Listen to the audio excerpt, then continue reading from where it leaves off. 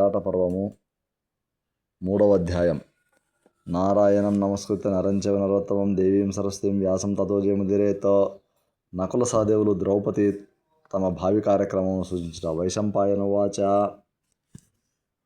ఇత్యేవముక్త్వా పురుషప్రవీరః తథార్జునో ధర్మభృతాం వరిష్ఠః వాక్యం తథాసౌ విరరామ భూయః నృపోపరం భ్రాతరమాభభాషసే. వైశంపాయనుడు ఇట్లు చెప్పాడు. పురుషశ్రేష్ఠుడు ధర్మజ్ఞుడు అయిన అర్జునుడు ఇలా చెప్పి విరమించాడు. మళ్ళీ ధర్మరాజు మరో తమ్మునితో ఇలా అన్నాడు. యుధిష్ఠిర ఉవాచ కిం త్వం నకుల కుర్వాణః తత్ర తాత చరిష్యసి కర్మతత్వం సమాచక్ష్వ రాజ్యే తస్య మహీపతేః సుకుమారశ్చ శూరశ్చ దర్శనీయో సుఖోచితః. ధర్మరాజు అన్నాడు, నకుల, నీవు విరాట నగరంలో చేసే పని గురించి చెప్పు. నీవు సుకుమారుడవు, సూర్యుడవు, అందమైన వాడవు, సుఖభోగాలు అనుభవించదగిన వాడవు. నకుల ఉవాచ అశ్వబంధో భవిష్యామి విరాట నృపతేరహం సర్వదా జ్ఞాన సంపన్నః కుశల పరిరక్షణే. నకులుడు అన్నాడు, నేను విరాట మహారాజుకు అశ్వబంధకుడను అవుతాను, గుర్రాలను అదుపు చేసేవాడిని అవుతాను. గుర్రాల రక్షణలో నేర్పరిని, గుర్రాల గురించి అన్ని విధాలైన జ్ఞానము నాకుంది. గ్రంథికో నామ నామ్నాహం కర్మై తత్సుప్రియం మమ కుశలోస్మ్యస్వ శిక్షాయాం తథైవాస్వచికిత్సనే ప్రియాశ్చ సతం మే స్వాహ కురు రాజయథా తవ. గ్రంథికుడనే పేరుతో వ్యవహరిస్తాను. ఈ పని నాకు చాలా ఇష్టము. అశ్వశిక్షణలో నేను నేర్పరిని, అలాగే అశ్వశిక్ష కూడా బాగా తెలుసు. నాకు గుర్రాలంటే నీ వలనే చాలా ఇష్టము. ఆయుర్వేదము అధ్వర్యము తెలిసినవాడు గ్రంథికుడు. అశ్వినులు వైద్యులు అధ్వర్యులు కూడా వారి సంతతి కాబట్టి నకులుడు గ్రంథికుడు. అశ్వపరీక్షా గ్రంథాలు తెలిసినవాడు గ్రంథికుడు. శత్రు విజయం కోసం కౌటిల్యాన్ని ప్రదర్శించగలవాడు. తెలుగు భారతిలో దామగ్రంథి అని ఉంది. ఏ మామా మంత్రయిష్యంతి విరాట నగరే జనాః తేభ్య ఏవం ప్రవక్ష్యామి విహరిష్యామ్యహం యథా పాండవేన పురాతాత అశ్వేష్వధికృతః పురా విరాట నగరే ఛన్నః చరిష్యామి మహీపతే. మహారాజా, విరాట నగరంలో జనులు నన్ను అడిగితే వారికి నేను పూర్వం ధర్మరాజు చేత అశ్వాల అధికారిగా నియమింపబడినవాడను అని చెప్పి విరాట నగరంలో ఎవరికి తెలియకుండా సంచరిస్తాను. యుధిష్ఠిర ఉవాచ సహదేవ కథం తస్య సమీపే విహరిష్యసి కిం వా త్వం కర్మ కుర్వాణః ప్రచ్ఛన్నో విహరిష్యసి. ధర్మరాజు ఇలా అన్నాడు, సహదేవ, ఆ విరాటుని దగ్గర నీవేం పని చేస్తూ ప్రచ్ఛన్నంగా సంచరిస్తావు ఇతరులకు తెలియకుండా? సహదేవ ఉవాచ గోసంఖ్యాత భవిష్యామి విరాటస్య మహీపతేః ప్రతిషేద్ధా చ దోగ్ధా చ సంఖ్యానే కుశలో గవాం. సహదేవుడు ఇలా అన్నాడు, విరాటరాజు దగ్గర గోపరీక్షకుని అవుతాను. నేను ఆవులను రక్షిస్తాను, పాలు పితుకుతాను, గోవులను పరీక్షించడంలో నేను నేర్పరిని. తంతి పాల ఇతి ఖ్యాతః నామ్నాహం విదితస్త్వధా నిపుణం చ చరిష్యామి ద్వేతు తే మానసోజ్వరః. తంతిపాలుడనే పేరుతో ప్రసిద్ధుడైన నీ నేర్పుతో ఎవరూ గుర్తించకుండా సంచరిస్తాను. నీ మనోవ్యథ విడుము. తంత్రీపాలుడని తెలుగు భావము. బహుళాః పుష్టాః క్షీరవత్యో బహుప్రజాః నిష్పన్నసత్వాః సుభృతాః వ్యపేతజ్వరకిల్బిషాః నష్టచోరభయా నిత్యం వ్యాధివ్యాఘ్రవివర్జితాః గావశ్చ సుసుఖా రాజన్ నిరుద్విగ్నా నిరామయాః భవిష్యంతి మయా గుప్తా విరాట పశవో నృపః. రాజా, ధర్మరాజా, విరాటుని పశువులు నాచే రక్షించబడి రోగరహితాలవుతాయి, పుష్టి కలిగి అభివృద్ధి చెందుతాయి, చాలా పాలు ఇస్తూ ఎక్కువ సంతానం కలిగి ఉంటాయి, శక్తి కలిగి జ్వరమనే దోషం చేరకుండా ఉంటాయి, చోరభయం ఉండదు, రోగమనే పులి దరిచేరదు. రాజా, ఉద్వేగం లేకుండా నిరామయంగా ఆరోగ్యంగా ఉంటాయి ఆవులు.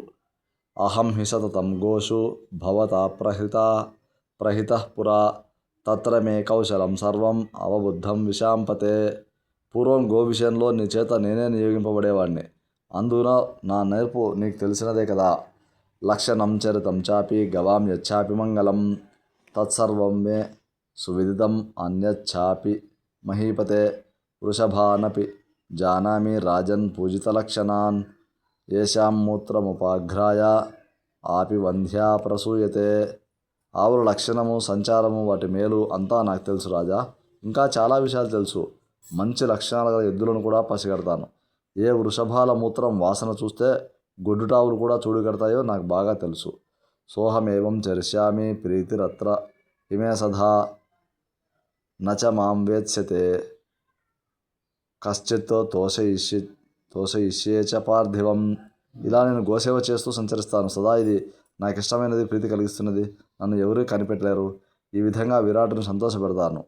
యుధిష్ఠిర ఉవాచ ఇయం హినః ప్రియా భార్య ప్రాణేభ్యోపి గరీయసి మాతేవ పరిపాల్యా చ పూజ్యా జ్యేష్ఠేవ చ స్వసా కేన స్మ ద్రౌపదీ కృష్ణ కర్మణ విచరిష్యతి నహి కించిత్ విజానాతి కర్మ కర్తుం యథా స్త్రియః.